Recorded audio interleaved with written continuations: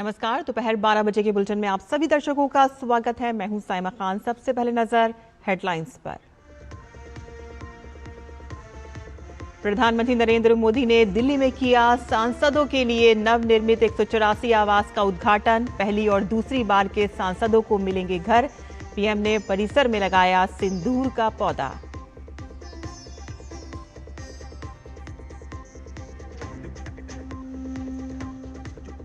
नए सांसद परिसर बनाने वाले श्रमजीवियों से पीएम ने किया संवाद। कहा कि संसद की नई इमारत के साथ बन रहे हैं सैकड़ों नए मेडिकल कॉलेज। समाज के हर वर्ग को मिल रहा है लाभ।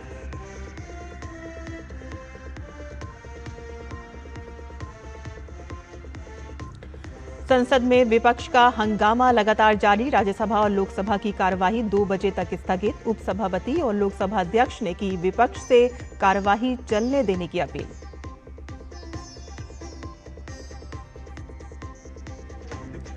धराली आपदा के बाद जारी है रेस्क्यू ऑपरेशन। गंगनानी को जोड़ने वाले लिमची गाड़ पुल पर आवाजाही शुरू। अगले 2 दिन में सड़क संपर्क पूरी तरह से बहाल होने की उम्मीद।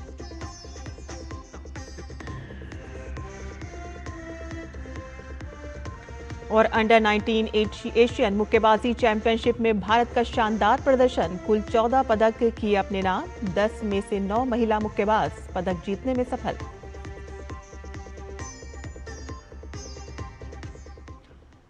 समाचार विस्तार से।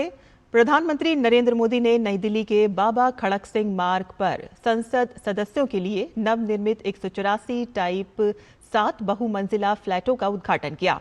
और इस अवसर पर प्रधानमंत्री ने आवास परिसर में सिंदूर का पौधा भी लगाया। उन्होंने इस अवसर पर श्रमजीवियों को संबोधित किया। गौरतलब है कि इस परिसर को आत्मनिर्भर बनाने के लिए डिजाइन किया गया है और ये संसद सदस्यों की कार्यात्मक जरूरतों को पूरा करने के लिए आधुनिक सुविधाओं की पूरी श्रृंखला से सुसज्जित है। प्रधानमंत्री नरेंद्र मोदी ने पूर्व की यूपीए सरकार पर सांसदों के लिए पर्याप्त आवास न होने के बावजूद भी इस तरफ ध्यान न दिए जाने का आरोप लगाया। उन्होंने कहा कि 2014 के बाद से सांसदों के लिए करीब 350 आवास बनाए गए हैं।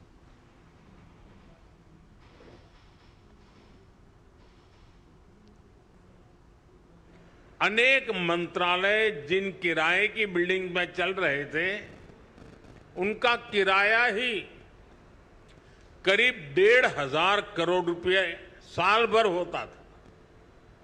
ये देश के पैसे की सीधी बर्बादी थी। इसी तरह पर्याप्त सांसद आवास न होने की वजह से भी सरकारी खर्च बढ़ता था।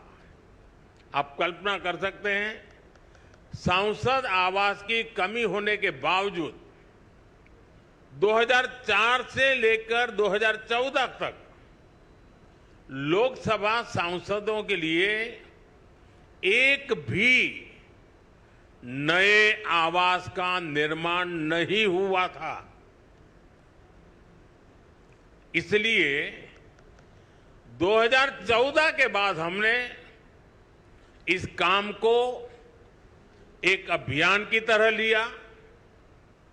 2014 से अब तक इन फ्लैट्स को मिलाकर करीब 350 सांसद आवास बनाए गए हैं। और प्रधानमंत्री नरेंद्र मोदी ने अपने संबोधन के दौरान विपक्षी दलों पर भी कटाक्ष किया। उन्होंने कहा कि इस नवनिर्मित फ्लैटों के नामों में भी विपक्षी दलों को राजनीति नजर आएगी। विपक्षियों को कोसी नाम में कोसी नदी नहीं बल्कि बिहार चुनाव दिखाई देगा। ये जो 4 टावर्स हैं, उनके नाम भी बहुत सुंदर है। कृष्णा, गोदावरी, कोसी, हुगली। भारत की 4 महान नदियां जो करोड़ों जनों को जीवन देती हैं, अब उनकी प्रेरणा से हमारे जनप्रतिनिधियों के जीवन में भी आनंद की नई धारा बहेगी। कुछ लोगों को परेशानी भी होगी। कोसी नदी देख रखा है नाम, तो उनको कोसी नदी नहीं दिखेगी, उनको बिहार का चुनाव नजर आएगा।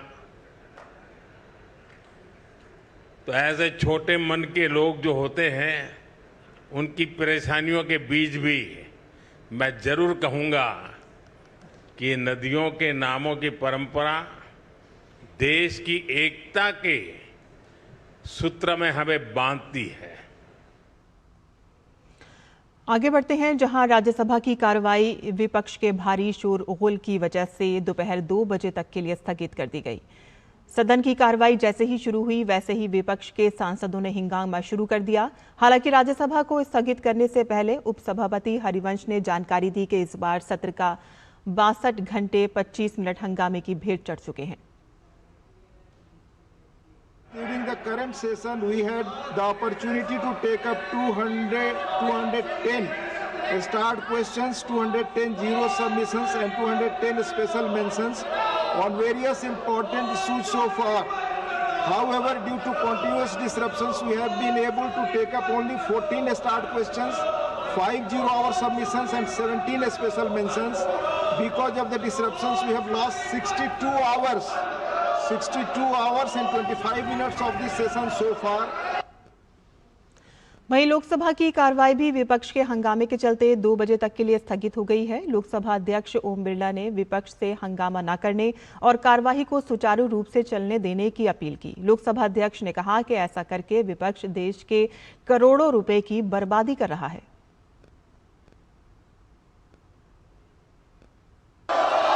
देश की जनता का करोड़ों रुपया कार्रवाई में खर्च होता है।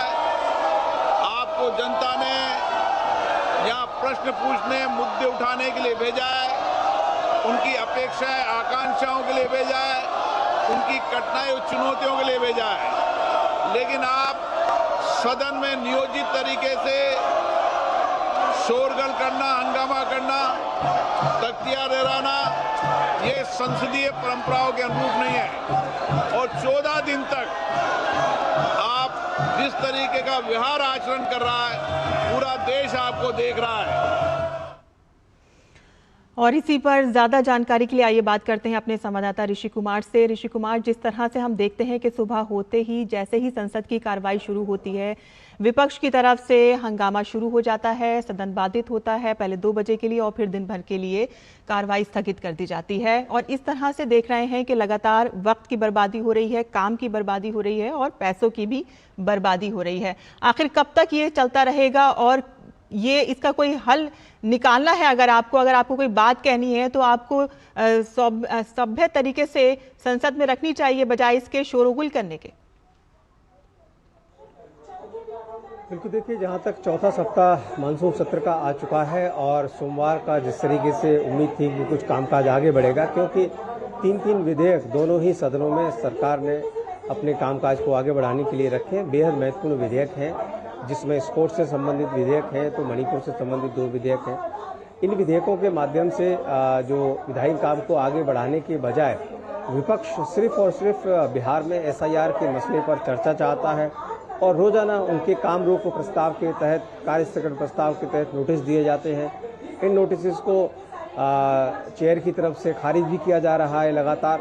उनका कहना, चेयर का कहना है कि जो तय प्रोसीजर है उसके अनुरूप ये नोटिस नहीं होते हैं। ऐसे में अब तक आंकड़े भी दिए गए हैं। राज्यसभा की तरफ से आंकड़ों में बताया गया है कि वहाँ पर किस तरीके से घंटों का नुकसान हुआ है कामकाज के लिहाज से, और जो प्रश्न हैं, सैकड़ों प्रश्न पूछे जा सकते थे, उन प्रश्नों का जवाब नहीं आया देश के सामने। और जो विपक्ष के जो सांसद हैं, जिनके पास सरकार से सवाल पूछने का जो सबसे बड़ा अधिकार होता है, उसका कहीं भी उपयोग करता हुआ विपक्ष नहीं नजर आ रहा है।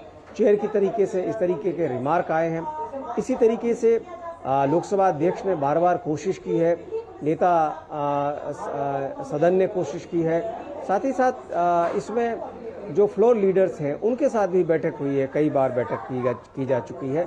हमने देखा है कि सिर्फ एक ही मुद्दे पर, जब से मानसून सत्र शुरू हुआ है, एक ही मुद्दे पर चर्चा हो पाई है 2 दिन लगातार, जो 16 घंटे चर्चा हुई ऑपरेशन सिंदूर पर। उसके अलावा कुछ विधेयक जरूर पारित हो गए, लेकिन उन पर विस्तार से चर्चा नहीं हो पाई क्योंकि हंगामा और शोर शराबा जारी रहा।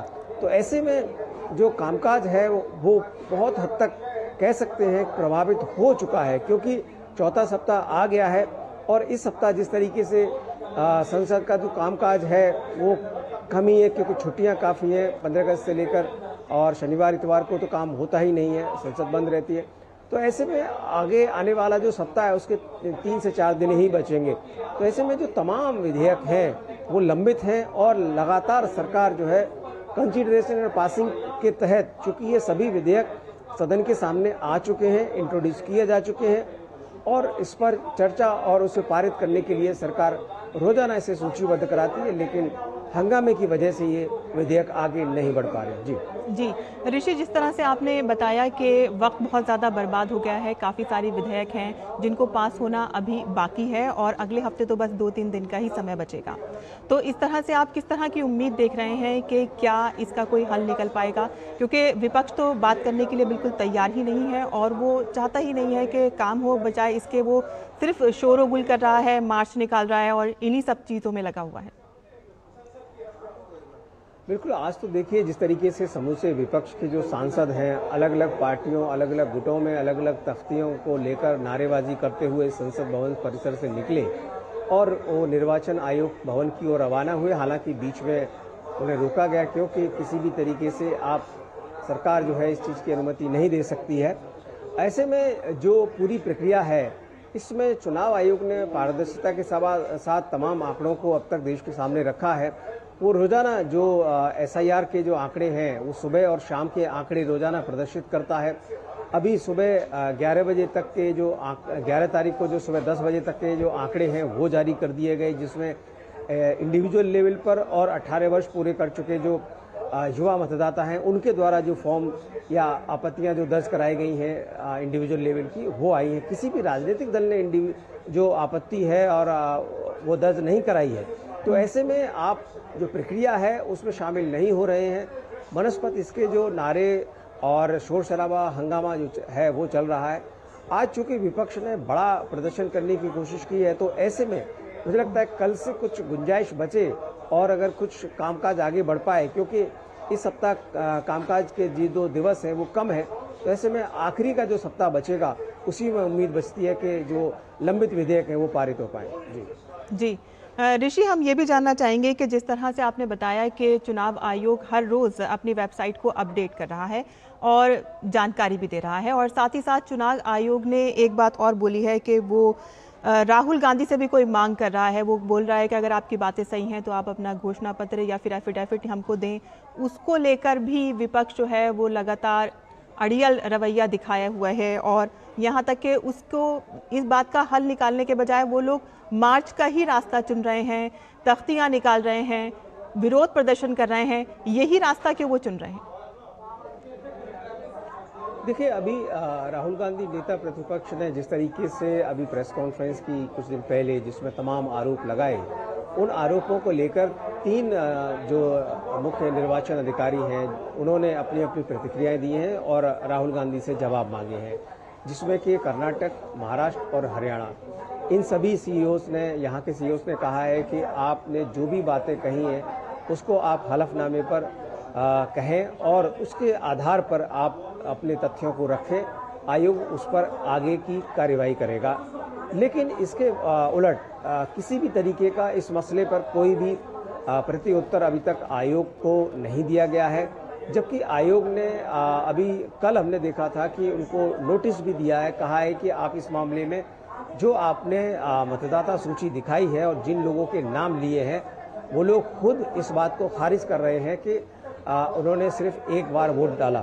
तो ऐसे में जो तमाम दावे प्रतिदावे हो रहे हैं, ऐसे में जो प्रक्रिया है वो सिर्फ हंगामे की ओर जाती हुई दिखाई दे रही है विपक्ष की तरफ से, जबकि आयोग है उसकी कोशिश है कि जो SIR की प्रक्रिया चल रही है उसमें सभी को शामिल किया जाए और इसी वजह से उसने BLO के साथ DLA को भी शामिल करवा के उस प्रक्रिया को पारदर्शी बनाने की कोशिश की थी, लेकिन उस पर भी विपक्ष के आरोप बने रहे। जी ऋषि, बहुत बहुत शुक्रिया इस तमाम जानकारी के लिए। और फिलहाल हम रुकते हैं एक छोटे से ब्रेक के लिए। हम जल्द हाजिर होंगे, आप देखते रहिए DD न्यूज़। श्रावण भादो मास में निकलने वाली श्री महाकालेश्वर की सवारी में इस वर्ष हैं अनेक रंग। भक्ति है, श्रद्धा है और है लोक संस्कृति का अनूठा संगम। 14 जुलाई को प्रथम सोमवार हुआ बटुक वैदिक उद्घोष। 21 जुलाई को दूसरी सवारी में दिखी जनजाति व लोक संस्कृति की झलक और मुख्यमंत्री डॉक्टर मोहन यादव ने लिया प्रदेश की खुशहाली के लिए बाबा महाकाल का आशीर्वाद। तीसरे सोमवार 28 जुलाई को प्रमुख बैंडों ने अपनी खास प्रस्तुति से सभी भक्तों का मोह लिया मन। इसी प्रकार 4 अगस्त को चौथी सवारी में प्रदेश के ऐतिहासिक स्थलों की झांकी निकाली जाएगी। 11 अगस्त को 5वीं सवारी में प्रदेश के धार्मिक पर्यटन स्थलों व मंदिरों की भव्यता दिखाई देगी। 18 अगस्त को राजसी सवारी में अवंतिका नाथ का यशोगान होगा। आइए इस आध्यात्मिक अद्भुत अलौकिक यात्रा के साक्षी बने। मेरी पसंद, मेरी पसंद, मेरी पसंद, मेरी पसंद, हमारी पसंद, हम सबकी पसंद। मजबूत देश का मजबूत सरिया हो गया स्टील। और ब्रेक के बाद आपका फिर से स्वागत है। बिहार में वोटर लिस्ट गहन पुनरीक्षण और कथित वोट चोरी को लेकर इंडी ब्लॉक आज प्रदर्शन कर रही है। सुरक्षा कारणों के चलते चुनाव आयोग और संसद भवन परिसर के आसपास सुरक्षा व्यवस्था कड़ी कर दी गई है।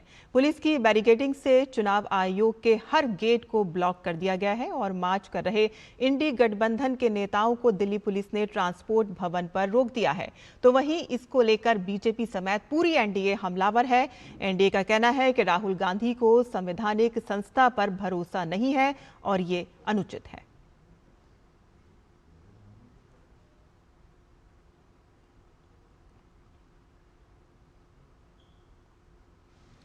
और विपक्ष के इस विरोध के बीच चुनाव आयोग ने आज कांग्रेस समेत विपक्ष के 30 सदस्यीय प्रतिनिधि मंडल से मुलाकात का समय दिया है। आयोग ने कांग्रेस सांसद जयराम रमेश को चिट्ठी लिखकर जानकारी दी थी। कांग्रेस ने चुनाव आयोग से मिलने का समय मांगा था।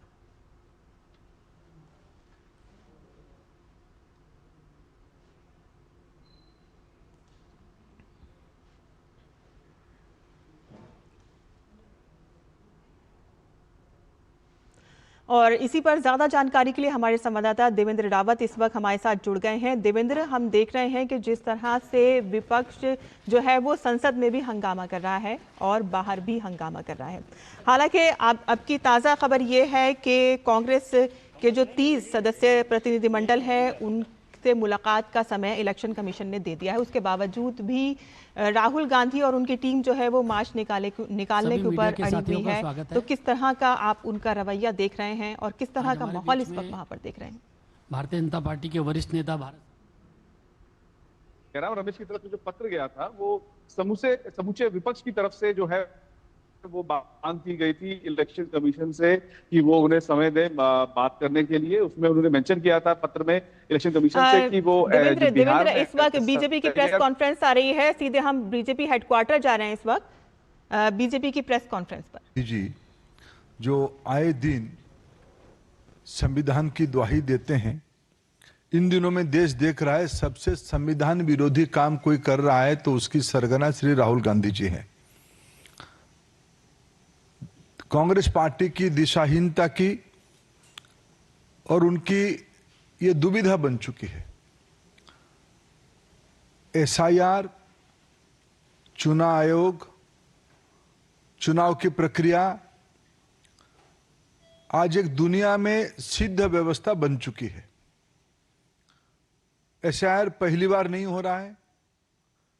हर एक राज्य में राष्ट्रीय स्तर पे चुनाव आयोग की एक नियमित प्रक्रिया है।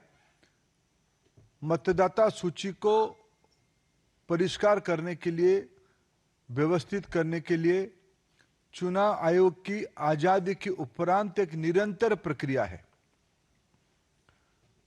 कांग्रेस पार्टी पहले ईवीएम के ऊपर झूठ बोलते हैं, कभी महाराष्ट्र की बात उठाते हैं, कभी हरियाणा की बात उठाते हैं। झूठ की वो एक नया पहाड़ बनाते हैं। पिछले विशेष करके 2014, 19 और 24 में और उन दिनों में कांग्रेस पार्टी अनेक राज्यों में निरंतर पराजय के कारण एक बैंकरप्सी की स्थिति में पहुंच चुकी है। कोई स्पष्ट मुद्दा हाथ में नहीं है, कोई नीति नहीं है, एक रिएक्शनरी फोर्स के नाते ये लोग अपने राजनीतिक कार्यकलाप बना रहे हैं। पहले इन्होंने ईवीएम को मुद्दा बनाया था, फिर राफेल पे झूठ बोले, फिर सीमा के ऊपर चाइना के साथ हमारी डिस्प्यूट को चाइना की साथ दिए, भारत की सेना को, भारत की संप्रभुता को इन्होंने प्रश्न उठाया, जिसके बारे में न्यायपालिका ने शायद आजाद भारत में कोई राजनीतिक व्यक्तित्व के ऊपर इतनी कटु टिप्पणी दिया होगा कि आखिर बताओ आप है किसके साथ हो।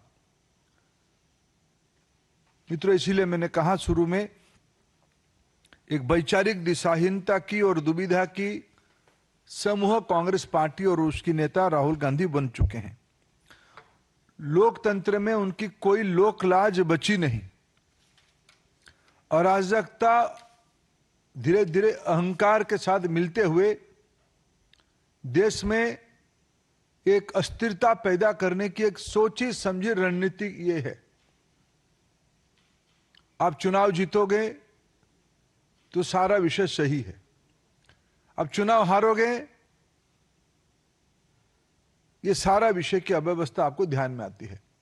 मैं पिछले 2-3 दिनों में जो वाद विवाद हुए, विशेष करके मैं भारत की मीडिया को धन्यवाद देता हूं।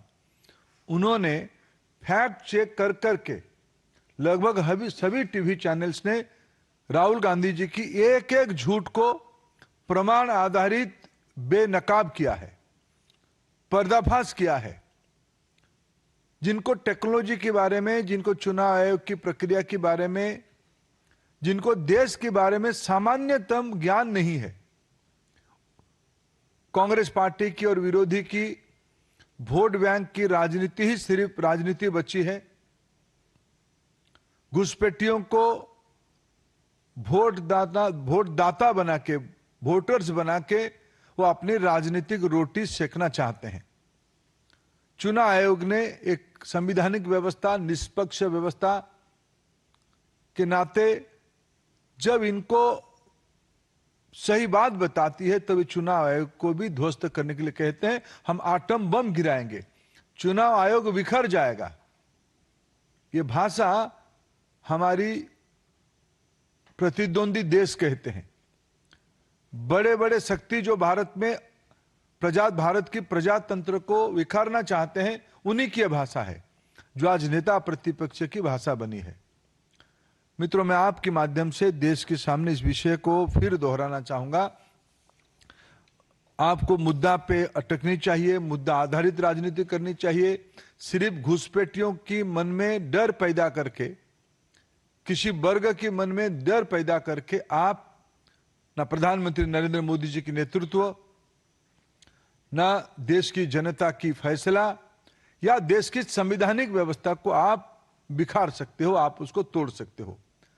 कांग्रेस पार्टी को फिर मैं अपील करता हूं, समूचे विरोधी को मैं अपील करता हूं, आपको संसद में जो विषय उठाना है वो आप उठाइए। आपने ऑपरेशन सिंदूर के बारे में चर्चा के पहले बहुत हवा खड़ा किए थे। संसद में जब चर्चा हुई आपके पास मुद्दा ही नहीं था, आपको देश ने देखा। आप अप्रजातांत्रिक, आप लोक विरोधी, इस स्थिति से बाहर आके आप देश हित में आपकी भूमिका विरोधी के नाते आपकी अपेक्षा है, आप उसमें लगो। और मैं कांग्रेस पार्टी की इस अराजकतापूर्ण दिशाहीनता के बारे में गंभीर चिंता प्रकट करता हूं। ये आखिर कहां तक देश के प्रजातंत्र को ले जाएंगे, जो लोग फिर आए दिन संविधान की किताब लेके घूमते हैं। क्या भारत की संवैधानिक संस्थाओं को तोड़ने के लिए उन्होंने मन बनाया, मैं उसको कठोर से कठोर शब्दों में निंदा करता हूं। प्रश्न सादर आमंत्रित। शैलेंद्र राहुल गांधी ने कथित तौर पर जो दावा किया, चुनाव आयोग की तरफ से कहा गया कि या तो माफी मांगे या फिर हलफनामा दे, लेकिन उस पर कोई जवाब नहीं आया और प्रदर्शन करके चुनाव आयोग तक आ रहे हैं सारे विपक्ष। नहीं, कोई प्रदर्शन नहीं, अराजकता करना चाहते हैं। ये कर्नाटक में गए थे, 2 दिन पहले रैली करके कुछ विषय उठाए। कर्नाटक की चुनाव आयोग की जो ऑफिसर है उन्होंने कहा अगर इसी विषय को आप कहना चाहते हो तो आप एक एफिडेविट के माध्यम से बताओ। कुछ दिन पहले उनकी सहयोगी बिहार में इस प्रकार की बेबुनियाद विषय उठाए थे। वहां की चुनाव आयोग ने कहा कि इस विषय जो कह रहे हो, उन्होंने खुद के बारे में कहा था कि भाई मेरे नाम कट गया। चुनाव आयोग ने त्वरित उनके नाम कहां है दिखा दिया। इन्होंने देश में महाराष्ट्र में भी ऐसे विषय कहा था, तब चुनाव आयोग ने कहा था कि आप इसको एफिडेविट करके बताओ। चुनाव आयोग आपकी घर की व्यवस्था नहीं है, ये आपकी दफ्तर नहीं है, एआईसीसी की दफ्तर नहीं है। यह भारत की संवैधानिक व्यवस्था की एक प्रमुख स्तंभ है जिसकी लोहा पिछले 7-8 दशक में देश ने देखा है, दुनिया ने देखा है। आप जो आरोप करते हो, आपको संविधान में रत्ती भर विश्वास होता तब आप एफिडेविट देते, चुनाव आयोग के सामने अपनी बात रखते। आप गाली गुलज करके, अराजकता पैदा करके देश में एक अशांति की माहौल बनाने का प्रयास कर रहे हो। सर, 30 सांसदों के प्रतिनिधि मंडल से मिलने की बात जो है वो चुनाव आयोग ने कहा है। इस पर विपक्षी सांसदों का कहना है कि क्या चुनाव आयोग के पास जगह कम है या उनकी मंशा नहीं है कि वो अधिक से अधिक सांसदों के साथ मुलाकात करें। मैंने कहा कि देखिए, प्रजातंत्र में एक प्रतिनिधि होता है। हमारे देश में 140 करोड़ जनता है। आखिर लोग विधानसभा में चुनते हैं। विधानसभा तो उस राज्य की जनता की नहीं बनती है, प्रतिनिधियों की बनती है, चुनाव से बनती है। लोकसभा में आज हम सदस्य हैं, राज्यसभा हम सदस्य हैं। लोकसभा राज्यसभा में तर्क करना, वितर्क करना, विषय उठाना उसकी एक प्रक्रिया है। चुनाव आयोग भारत की एक संवैधानिक व्यवस्था, उसको कोई भी मिल सकता, कोई मिलते हैं, सामान्य वोटर भी मिलके जाते हैं। आजकल टेक्नोलॉजी के जमाने में चुनाव आयोग के सामने उनके पोर्टल में कुछ विषय रखो तो तुरंत उसकी उत्तर भी आती है, वोटर्स के संबंध में और कोई जानकारी के संबंध में। अगर विरोधी पक्ष आज उनको मिलना चाहते थे, शायद मैं अभी तक आते तक, मैं तो चुनाव आयोग हूं नहीं, चुनाव आयोग उसकी स्पष्ट करेगा, लेकिन मैं आप लोगों के माध्यम से, मीडिया के माध्यम से जितना जान रहा था, अभी यहाँ आने तक उनको चुनाव आयोग ने 30 प्रतिनिधि को मिलने की अनुमति दिया है। अगर आप उस प्रतिनिधि ना जाके आप एक समूह खड़ा करके फोटो ऑप करना चाहते हो तो आप ही के पास उत्तर है। आप ऐसे अराजकता को देश में प्रश्रय देना नहीं देना चाहिए, मैं आपकी विवेक के ऊपर छोड़ता हूं। आप ही खुद कहते हो कि 30 लोगों का अनुमति चुनाव आयोग ने दिया था। आप उस 30 प्रतिनिधि को, क्या आपकी इंडी गठबंधन की जो बैठक बैठते हो, क्या आपकी सारे पार्टी के एमपीओ को लेकर बैठते हो क्या? आप तो वहां तो आपका विवाद है कि कौन आगे बैठा कौन पीछे बैठा। सब चीजों की एक कायदा होती है। 30 सांसद कोई कम नहीं होते हैं। हर एक पार्टी के प्रतिनिधि तो आपके पास, जैसे चुनाव आयोग ने दिया है, ऐसे मैंने अखबारों, टीवी के माध्यम से जानकारी लिया अभी अभी। इनके मन में मुद्दा नहीं है, उनके पास में मुद्दा है ही नहीं। मुद्दा होता तो बेंगलुरु में वो सभा करने के बाद जाके एफिडेविट दे के आते, महाराष्ट्र में एफिडेविट देते। कोई मुद्दा ही नहीं है, थूको और भाग जाओ, स्पाइट एंड रन। ये जो उनकी एक अराजकतापूर्ण थ्योरी है, यह बहुत प्रजातंत्र के लिए बहुत ही चिंताजनक और बहुत घातक मानसिकता का है।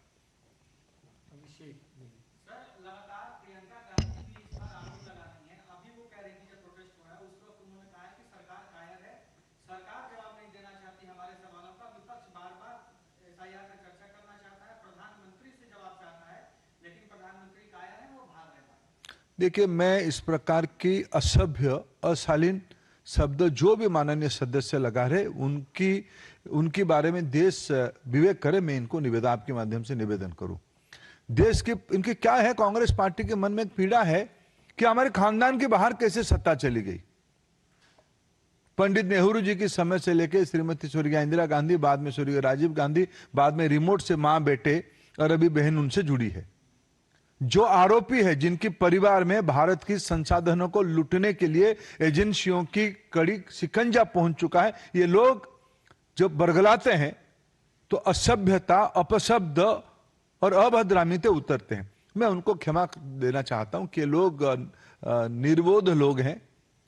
जो व्यक्ति चोरी करे और सीनाजोरी करे, इस प्रकार की जब मैं समझ सकता हूं, जब उनके परिवार के लोग, आत्मीय लोग भारत के संसाधनों को लूटने की मामले में जेल की सलाखों तक पहुंचेंगे, कोई बेल में है, कोई जेल की जाने के इंतजार में है, इस प्रकार की बौखलाहट अपेक्षाएं। आखिर संसद में कोई भी विषय पर हम आलोचना कर ले के लिए हमारी असहमति नहीं है, लेकिन जहां चर्चा जो विषय हो सकता है वही होगा। क्या हम सुप्रीम कोर्ट की कार्य पद्धति के बारे में हम चर्चा करते हैं? चुनाव आयोग की सुधार के बारे में कोई चर्चा करना चाहे तो चर्चा हो, लेकिन चुनाव कैसे हो रहा है, जो नियमित काम है। फिर मैं कह रहा हूं, मैं सामाजिक विषयों की विद्यार्थी हूं, राजनीति शास्त्र की विद्यार्थी हूं। पिछले 40 साल से भारत की चुनाव में मैं कार्यकर्ता के रूप में काम कर रहा हूं। मतदाता सूची में नाम जुड़वाना और कटना आजादी के उपरांत की प्रक्रिया है, चुनाव आयोग बनने के बाद ही प्रक्रिया है। मैं 40 साल से एक बूथ स्तर के कार्यकर्ता के नाते कई बार नाम जुड़वाया हूं, कई बार जो गलत नाम जुड़ जाता है कहीं से मैंने कटवाने का अर्जी दिया हूं। आज भी चुनाव आयोग ने यह स्पष्ट रूप में कहा है कि जहां जहां एसआईआर हो रहा है, जो सही व्यक्ति कट गया है वो आए, हम उनको जोड़ने की अपील की व्यवस्था है। मैं राहुल गांधी जी को चुनौती देता हूं, समूचा विपक्ष को चुनौती देता हूं। अभी एसआईआर बिहार में चल रहा है, अगर वो इतना राजनीतिक सक्रिय कार्यकर्ता है, उनके पास उनकी पार्टी की बीएलए है, उनकी पार्टी के संगठन अगर है तो है, नहीं है किराए पे लिए तो अलग बात है। अगर है, राहुल गांधी खुद जाए बिहार में, अभी भी टाइम बचा है। जिन लोगों को कहते हैं नाम काट दिया, उनकी एक भी नाम जुड़ा के आए। मेरे मानता हूं चुनाव आयोग की निष्पक्षता इतनी होगी, हमारे संविधान में इतनी ताकत है, उनके नाम जुड़ जाएगा। नाम है ही नहीं, आप चाहते हो बांग्लादेशी घुसपैठियों की नाम भरना, देश की अधिकार को आप विदेशियों के हाथ में सौंपना चाहते हो। यह आपकी निहित वोट बैंक की राजनीति है, यह आपकी तुष्टीकरण की राजनीति है। आप जोर जोर से एक विषय को, गलत विषय को एक थिएटरिक्स करके आप जनता को भ्रमित करने का अपचेष्टा कर रहे हो।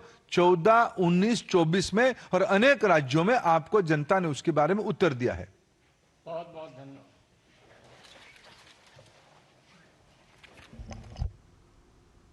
तो केंद्रीय मंत्री धर्मेंद्र प्रधान जो कांग्रेस पार्टी के रवैये की सख्त निंदा कर रहे थे, उन्होंने साफ तौर पे कहा कि राहुल गांधी का झूठ बोलने का इतिहास रहा है और कांग्रेस ईवीएम पर हमेशा से ही सवाल उठाती रही है और इसके लिए वो चुनाव हारते हारते वो इतने कमज़ोर हो गए हैं, वो बौखला गए हैं और उनको समझ में नहीं आता है कि वो क्या करें और उनके पास झूठ के अलावा कोई और विकल्प नहीं बचता है और उनके पास वोट बैंक की ही राजनीति बची हुई है, जहां वो घुसपैठियों का सहारा अब लेना चाहते हैं। और साफ तौर पे उन्होंने कहा कि उनकी अराजकता और दिशाहीनता का जो रवैया है उसकी वो सख्त निंदा करते हैं। तो इस वक्त के बुलेटिन में फिलहाल इतना ही, लेकिन डीडी न्यूज़ पर खबरों का सिलसिला लगातार चलता रहेगा। आप देखते रहिए डीडी न्यूज़। मुझे दीजिए इजाज़त। नमस्कार।